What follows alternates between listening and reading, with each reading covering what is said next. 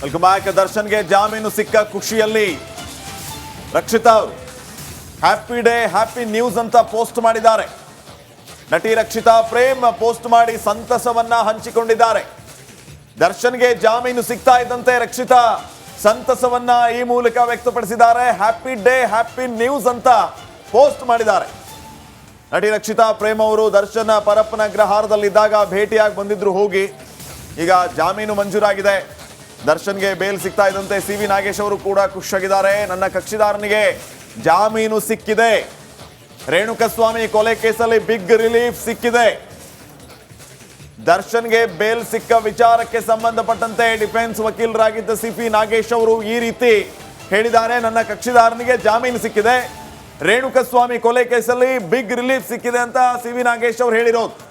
ಮತ್ತೊಂದು ಕಡೆ ರಕ್ಷಿತಾ ಅವರು ಹ್ಯಾಪಿ ಡೇ ಹ್ಯಾಪಿ ನ್ಯೂಸ್ ಅಂತ ಸಂತಸವನ್ನ ವ್ಯಕ್ತಪಡಿಸಿದ್ದಾರೆ.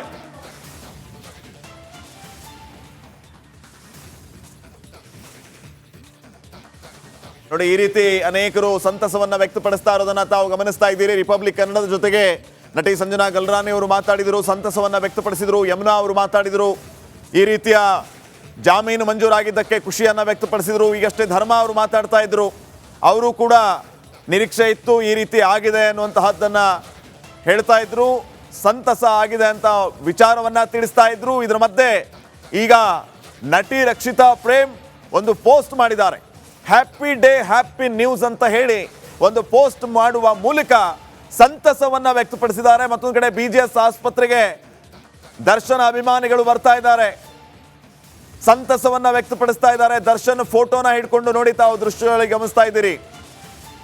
ಫೋಟೋಗೆ ಪೂಜೆ ಮಾಡ್ತಾ ಇದ್ದಾರೆ, ದೃಷ್ಟಿ ತೆಗಿತಾ ಇದ್ದಾರೆ. ದರ್ಶನ್ಗೆ ಕರ್ಪೂರದ ಆರತಿ, ಕುಂಬಳಕಾಯಿ ಹೊಡೆಯುವಂತಹ ಕೆಲಸ BGS ಆಸ್ಪತ್ರೆಗೆ ಎದುರುಗಡೆ ಆಗ್ತಾ ಇದೆ. ದರ್ಶನ್ ಪರವಾಗಿ ಜಯ ಘೋಷಗಳು ಅಲ್ಲಿ ಮೊಳಗಿದೆ. ದರ್ಶನ ಅಭಿಮಾನಿಗಳು ಈಗ ಕುಣಿದು ಕುಪ್ಪಳಿಸ್ತಾ ಇದ್ದಾರೆ. ಮತ್ತೆ ಅವರ ಆಪ್ತ ಬಳಗ ಏನಿದೆ ಎಲ್ಲರೂ ಕೂಡ ಖುಷಿಯನ್ನ ವ್ಯಕ್ತಪಡಿಸುವಂತ ಕೆಲಸವನ್ನು ಮಾಡ್ತಿದ್ದಾರೆ. ಸೋಷಿಯಲ್ ಮೀಡಿಯಾದಲ್ಲಿ ಪೋಸ್ಟ್ ಮಾಡುವಂತ ಕೆಲಸವನ್ನು ಮಾಡ್ತಿದ್ದಾರೆ. ಒಂದಷ್ಟು ಕಡೆ ಅಭಿಮಾನಿಗಳು ಜಮಾಯಿಸಿ ಸೆಲೆಬ್ರೇಷನ್ ಮಾಡುವಂತ ಕೆಲಸವನ್ನ ಮಾಡ್ತಿದ್ದಾರೆ. Shripad, okay, thank you Madesha ಮಾಹಿತಿಗಾಗಿ. ಸದ್ಯಕ್ಕೆ ನಾವು ಗಮನಿಸ್ತಾ ಇದ್ವಿ ದರ್ಶನ್ ಅಭಿಮಾನಿಗಳ ಸಂಭ್ರಮ. BGS ಆಸ್ಪತ್ರೆಗೆ ಎದುರುಗಡೆ ದರ್ಶನ್, ಪವಿತ್ರ ಗೌಡ ಸೇರಿ 7 ಮಂದಿಗೆ ಜಾಮೀನು ಮಂಜೂರಾಗಿದೆ. ರಿಪಬ್ಲಿಕ್ ಕನ್ನಡಕ್ಕೆ ರೇಣುಕಸ್ವಾಮಿ ತಂದೆ ಶಿವನಗೌಡರು ಪ್ರತಿಕ್ರಿಯೆಯನ್ನು ನೀಡಿದ್ದಾರೆ. ಆರೋಪಿಗಳಿಗೆ ಜಾಮೀನು ಆಗಿರೋದು ಮಾಧ್ಯಮದ ಮೂಲಕ ಗೊತ್ತಾಗಿದೆ. ಈಗ ಜಾಮೀನು ನೀಡಿದ್ರು ತೀರ್ಪಲ್ಲಿ ನ್ಯಾಯ ಸಿಗುತ್ತೆ. ನಮಗೆ ನ್ಯಾಯಾಲಯದ ಬಗ್ಗೆ ನಂಬಿಕೆ ಇದೆ, ಅದರ ತೀರ್ಮಾನಕ್ಕೆ ನಾವು ಬದ್ಧರಾಗಿರ್ತೀವಿ. ಇನ್ನೂ ಕೂಡ ನಮಗೆ ನ್ಯಾಯಾಂಗದ ಮೇಲೆ ವಿಶ್ವಾಸ ಇದೆ. 100ಕ್ಕೆ 100ರಷ್ಟು ನಮಗೆ ನ್ಯಾಯ ಸಿಗುತ್ತೆ ಅನ್ನುವಂತಹ ವಿಶ್ವಾಸವನ್ನ ವ್ಯಕ್ತಪಡಿಸಿದ್ದಾರೆ ರೇಣುಕಸ್ವಾಮಿಯವರ ತಂದೆ. ಕೊಲೆ ಅಪರಾಧಿಗಳಿಗೆ ಎಲ್ಲರಿಗೂ ಬೇಲ್ ಆಗಿದೆ ಅಂತ ತಮ್ಮ ಮಾಧ್ಯಮದ ಮುಖಾಂತರ ನನಗೆ ಗೊತ್ತಾಗಿದೆ. ಆದರೆ ಏನು ಅಂತ ಪೂರ್ತಿ ಮಾಹಿತಿ ನನಗೆ ಗೊತ್ತಿಲ್ಲ, ನಾವು TV ಹಾಕಕ್ಕೆ ಹೋಗಿಲ್ಲ. ಆದರೆ ನ್ಯಾಯಾಲಯದ ಬಗ್ಗೆ ಮತ್ತು ನಮಗೆ ಪೂರ್ಣವಾದ ನಂಬಿಕೆ ಇದೆ.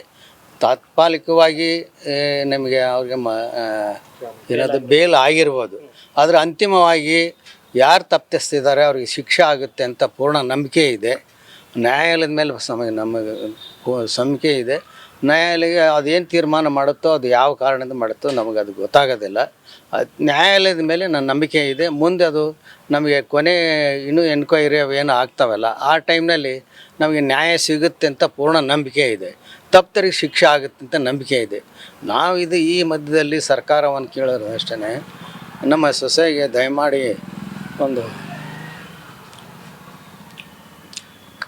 ಕಾಯಮಾದ ನೌಕರಿ ಒಂದು ಕೊಡಬೇಕಂತ ನಾನು ಅವರಲ್ಲಿ ವಿನಂತಿ ಮಾಡೋಕ್ಕೆ ಇಷ್ಟ. ಏನಾದ್ರು ಒಂದು ಕೊಟ್ಟಿದ್ದಾರೆ, ಜಾಮೀನು ಸಿಗುತ್ತೆ ಅಂತ ಎಲ್ರಿಗೂ ಜಾಮೀನು ಸಿಗುತ್ತಂತ? ಎಲ್ಲರಿಗೂ ಜಾಮೀನು ಸಿಕ್ಕಿದೆ ಅಂತಂದು ತಿಳಿದು ಬಂದಿದೆ. ಅದು ಏನು ಅಂತ ನನಗೆ ಗೊತ್ತಿಲ್ಲ.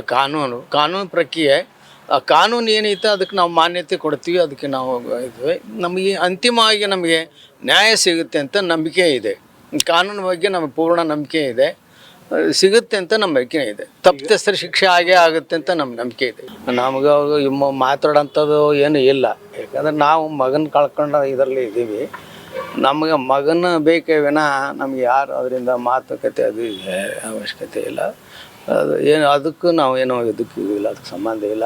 ನಾವು ಕಾನೂನು ಬಗ್ಗೆ ನಾವು ನಂಬಿಕೆ ಅಂತ ಅಷ್ಟಂತೂ ಹೇಳ್ಬಲ್ಲು. ಇದಕ್ಕೂ ಮುನ್ನ ಯಾರಾದರೂ ನಿಮಗೆ ಸಂಪರ್ಕ ಮಾಡಿದ್ರಾ? ಯಾರು ನಮ್ಗೆ ಇಲ್ಲಿವರೆಗೆ ಮಾಡಿಲ್ಲ, ಮಾಡೋಕ್ಕೆ ಅವಕಾಶ ಇಲ್ಲ, ನಾವು ಮಾಡೋಕ್ಕೆ ಇದು ಮಾಡಿಲ್ಲ. ನಾವು ಯಾರನ್ನ ಹತ್ರನೂ ನಾವು ಯಾರು ಸಂಪರ್ಕ ಮಾಡೋಕ್ಕೆ ನಮಗೆ ಇದು ಮಾಡಿ ಅವಕಾಶ ಇಲ್ಲ. ನಾವು ಅದನ್ನೇ ಅಪೇಕ್ಷೆನೂ ಪಡೋದಿಲ್ಲ. ಕೊಲೆ ಅಪರಾಧಿಗಳಿಗೆ ಎಲ್ಲರಿಗೂ ಬೇಲಾಗಿದೆ ಅಂತ ತಮ್ಮ ಮಾಧ್ಯಮದ ಮುಖಾಂತರ ನನಗೆ ಗೊತ್ತಾಗಿದೆ. ಆದರೆ ಏನು ಅಂತ ಪೂರ್ತಿ ಮಾಹಿತಿ ನನಗೆ ಗೊತ್ತಿಲ್ಲ. ನಾವು ಟಿ ವಿ ಹಾಕಕ್ಕೆ ಹೋಗಿಲ್ಲ. ಆದರೆ ನ್ಯಾಯಾಲಯದ ಬಗ್ಗೆ ಮತ್ತು ನಮಗೆ ಪೂರ್ಣವಾದ ನಂಬಿಕೆ ಇದೆ. ತಾತ್ಕಾಲಿಕವಾಗಿ ನಮಗೆ ಅವ್ರಿಗೆ ಏನಾದರೂ ಬೇಲ್ ಆಗಿರ್ಬೋದು. ಆದರೆ ಅಂತಿಮವಾಗಿ ಯಾರು ತಪ್ಪಿಸ್ತಿದ್ದಾರೆ ಅವ್ರಿಗೆ ಶಿಕ್ಷೆ ಆಗುತ್ತೆ ಅಂತ ಪೂರ್ಣ ನಂಬಿಕೆ ಇದೆ. ನ್ಯಾಯಾಲಯದ ಮೇಲೆ ನಮಗೆ ನಂಬಿಕೆ ಇದೆ. ನ್ಯಾಯಾಲಯ ಅದೇನು ತೀರ್ಮಾನ ಮಾಡುತ್ತೋ ಅದು ಯಾವ ಕಾರಣದಿಂದ ಮಾಡುತ್ತೋ ನಮಗೆ ಅದು ಗೊತ್ತಾಗೋದಿಲ್ಲ.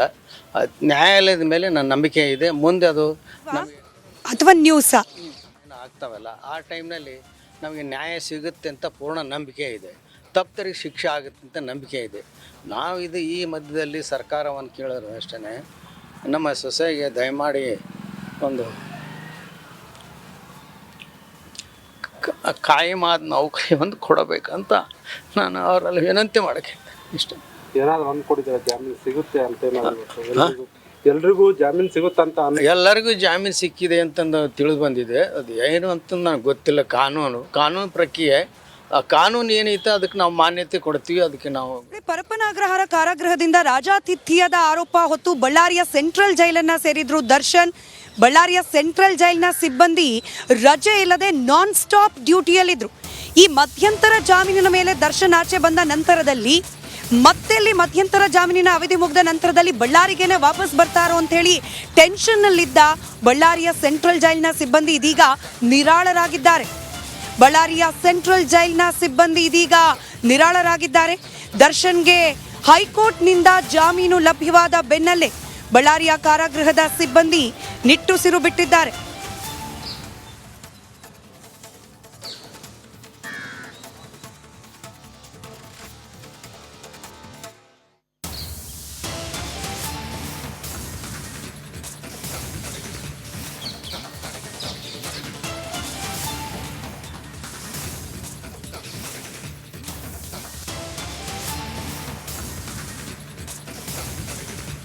ದರ್ಶನ್ಗೆ ಜಾಮೀನು ಸಿಕ್ಕ ಹಿನ್ನೆಲೆಯಲ್ಲಿ ಮತ್ತೆ ಬಳ್ಳಾರಿಯತ್ತ ಹೋಗೋ ಅನಿವಾರ್ಯತೆಯಿಂದ ತಪ್ಪಿಸಿಕೊಂಡಿದ್ದಾರೆ. ಸದ್ಯಕ್ಕಂತೂ ದರ್ಶನ್ 6 ವಾರಗಳ ಮಧ್ಯಂತರ ಜಾಮೀನನ್ನು ನೀಡಲಾಗಿತ್ತು ದರ್ಶನ್ ಅವರಿಗೆ ಆರೋಗ್ಯದ ಕಾರಣಕ್ಕಾಗಿ.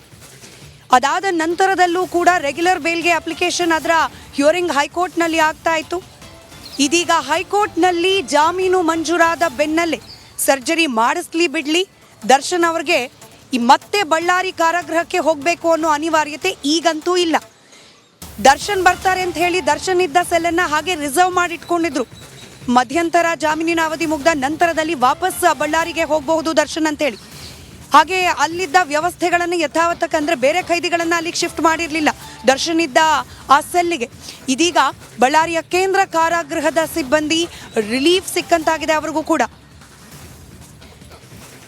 ಇನ್ನು ದರ್ಶನ್ಗೆ ಜಾಮೀನು ಸಿಕ್ಕ ಬೆನ್ನಲ್ಲೇ ಅನೇಕ ನಟ ನಟಿಯರು ಕೂಡ ಸಂತಸವನ್ನ ಹಂಚಿಕೊಳ್ತಾ ಇದ್ದಾರೆ. ಈಗಷ್ಟೇ ಸಂಜನಾ ಗಲ್ರಾಣಿ ರಿಪಬ್ಲಿಕ್ ಕನ್ನಡದ ಜೊತೆಯಲ್ಲಿ ಮಾತನಾಡಿದ್ದನ್ನ ಗಮನಿಸಿದ್ರೆ ಇದೀಗ ನಟ ಧರ್ಮ ಅವರು ನಮ್ಮ ಜೊತೆ ನೇರ ಸಂಪರ್ಕದಲ್ಲಿದ್ದಾರೆ. ಧರ್ಮ ಅವರೇ, ದರ್ಶನ್ ಅವರಿಗೆ ಬಿಗ್ ರಿಲೀಫ್, ಶುಭ ಶುಕ್ರವಾರ, ಇವತ್ತು ಬೇಲ್ ಸಿಕ್ಕಿದೆ, ಏನ್ ಹೇಳ್ತೀರಿ? ದರ್ಶನ್ ಯಾವತ್ತು ಚಾಮುಂಡಿ ತಾನೇ ನಂಬೋದು. ಚಾಮುಂಡಿ ವಾರದಲ್ಲೇ ಅವ್ರಿಗೆ ಒಂದು ಬೇಲ್ ಸಿಕ್ಕಿದೆ. ಎಲ್ಲದಕ್ಕಿಂತ ಹೆಚ್ಚಾಗಿ ಅವ್ರ ಆರೋಗ್ಯ ಬಹಳ ಇಂಪಾರ್ಟೆಂಟ್ ಆಗಿತ್ತು. ಯಾಕಂದ್ರೆ ಪ್ರತಿಯೊಂದಕ್ಕೂ ಪರ್ಮಿಷನ್ ತಗೋಬೇಕಿತ್ತು, ಡಿಫ್ರೆಂಟ್ ಒಪಿನಿಯನ್ ಕೇಳಬೇಕು ಅಂದ್ರೂ ಬಹಳ ಕಷ್ಟ ಇತ್ತು ಅವ್ರಿಗೆ. ಸೊ ಈ ಒಂದು ಇಮಿಡಿಯೇಟ್ ಒಂದು ಜಾಮೀನ್ ಸಿಕ್ಕಿದ್ರಿಂದ ಆರಾಮಾಗಿ ಅವರು ಡಿಫ್ರೆಂಟ್ ಒಪಿನಿಯನ್ ತಗೊಂಡು ಅವ್ರ ಆರೋಗ್ಯನೂ ರೆಡಿ ಮಾಡ್ಕೊಬೇಕು. ಜೊತೆಗೆ ಈ ಆರೋಪ ಮುಕ್ತದಿಂದ ಏನಿದೆ ಅದಕ್ಕೆಲ್ಲ ಹೋರಾಟ ಮಾಡ್ಬೇಕು. ಒಂದು ಮಧ್ಯಂತರ ಗೆಲುವೇ ನಮ್ಗೆ ಇವಾಗ. ಇನ್ನು ಮುಂದೆ ದರ್ಶನ್ ಅವರು ಎಲ್ಲ ಆರೋಗ್ಯದಲ್ಲಿ ರೆಡಿಯಾಗಿ ಫೈಟ್ ಮಾಡ್ಬೇಕು ಅನ್ನೋದೇ ನಮ್ಮ ಆಸೆ. ಒಂದು ಇಂಡಸ್ಟ್ರಿಗೆ ಇದೊಂದು ಸಿಹಿ ಸುದ್ದಿ. ಯಾಕಂದ್ರೆ ಒಂಥರ ಮೋಡ ಕವಿದ ವಾತಾವರಣ ಆಗಿತ್ತು, ಈಗ ಒಂದ್ ಸ್ವಲ್ಪ ನಿರಾಳ ಆಗ್ತಾ ಇದೆ ನಮ್ಗೆ.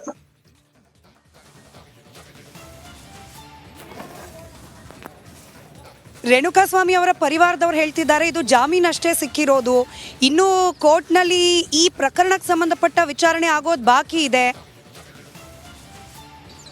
ಹೌದು, ನಿಜ, ಬಾಕಿ ಇದೆ. ಅದನ್ನ ಎದುರಿಸ್ಲೇಬೇಕು, ಎದುರಿಸ್ತಾರೆ. ಇಷ್ಟೇ ಆಗಿದೆ, ಇವತ್ತು ಬಂದಿದ್ದಾರೆ. ಇನ್ನು ಮುಂದೆ ಏನು ಅವ್ರ ವರ್ಷನ್ ಕೇಳ್ಬೇಕಲ್ಲ.